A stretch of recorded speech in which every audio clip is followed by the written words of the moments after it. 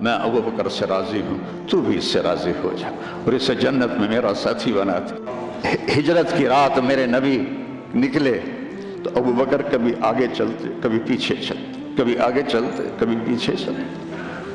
آپ اپنے پنجوں کے بل چل رہے تھے کہ پاؤں کے نشان نہ پڑ جائیں اور کھوجی نہ دیکھ لے، تو پھر آپ نے فرمایا ما لکا یا ابا بکر، ابو بکر کیا ہوا ہے؟ کبھی آگے آ جاتے ہو کبھی پیچھے ہو جاتے ہو۔ کہا یا رسول اللہ، جب مجھے خیال آتا ہے آگے کوئی چھپا ہوا دشمن وار نہ کر دے تو میں آگے ہو جاتا ہوں کہ میرے اوپر آئے، آپ پہ نہ آئے، اور جب مجھے خیال آتا ہے پیچھے سے کوئی آ کے حملہ نہ کر دے تو میں بھاگ کے پیچھے ہو جاتا ہوں کہ آپ کے اوپر وار نہ آئے، میرے اوپر آئے۔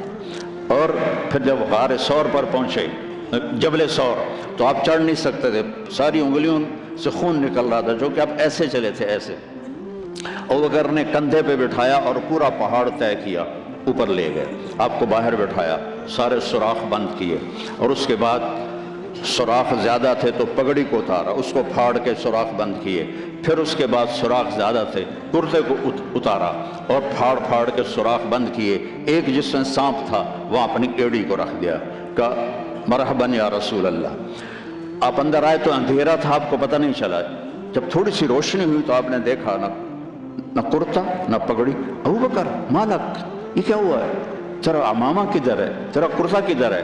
تو کہا یا رسول اللہ یہ سوراخ تھے، مجھے ڈر ہوا کہ ان میں کوئی چیز آپ کو تکلیف نہ پہنچائے تو میں نے اپنے کپڑے پھاڑ کے سوراخ بند کیے ہیں۔ تو ایک دم میرے نبی رونے لگے، وہ ہاتھ اٹھا کر کہا یا اللہ میں ابو بکر سے راضی ہوں، تو بھی اس سے راضی ہو جا اور اسے جنت میں میرا ساتھی بنا دے۔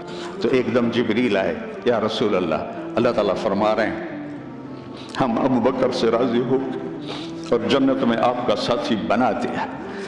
انہوں نے میرے نبی کی زندگی کو یوں سچ کر دکھایا۔ موسیٰ علیہ السلام کی قوم کو اللہ نے کہا جاؤ ملک شام جا کے عمالقہ سے لڑو،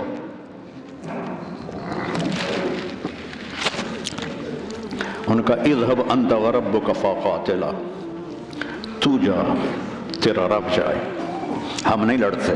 اور بدر کے لیے جب آپ نے پوچھا بولو کیا کرنا ہے، تو مقداد ابن اسود نے کہا اذا لا نقول كما قالت بنو اسرائیل اذهب انت وربك فقاتلا بل نقاتل امامك وخلفك وعن يمينك وعن شمالك۔ یا رسول اللہ ہم بنو اسرائیل نہیں ہیں کہ کہیں جاؤ اور تو تیرا رب لڑے، ہم آپ کے آگے لڑیں گے، پیچھے لڑیں گے، دائیں لڑیں گے، بائیں لڑیں گے، ہماری لاشوں سے گزر کر وہ جائیں گے۔ بنو اسرائیل نے سمندر پار کیا، آگے پتھر کے بت کی پوجا ہو رہی ہے، یا موسیٰ اجعل لنا الہا کما لہم آلہہ، یا اللہ موسیٰ ایک خدا ہمیں بھی لے کر دو اس جیسا۔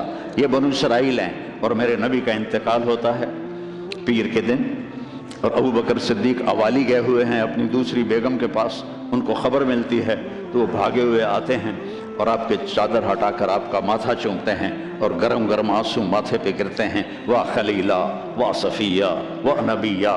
اور اس کے بعد آپ مسجد میں جاتے ہیں تو شور و فغاں ہے، اور عمر تلوار لے کے کھڑے ہیں، جو کہے گا اللہ کا رسول فوت ہو گیا میں اس کو قتل کر دوں گا، وہ اللہ کے پاس گئے ہیں، وہ واپس آئیں گے۔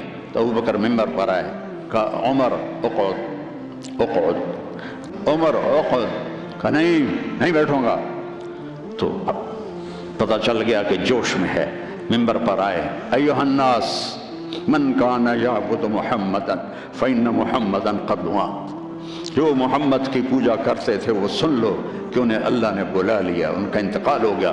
ومن کان یعبد اللہ فإن اللہ حی لا یموت، اور جو ایک اللہ کی پوجا کرنے والے ہیں ان کا رب زندہ ہے، موت سے پاک ہے۔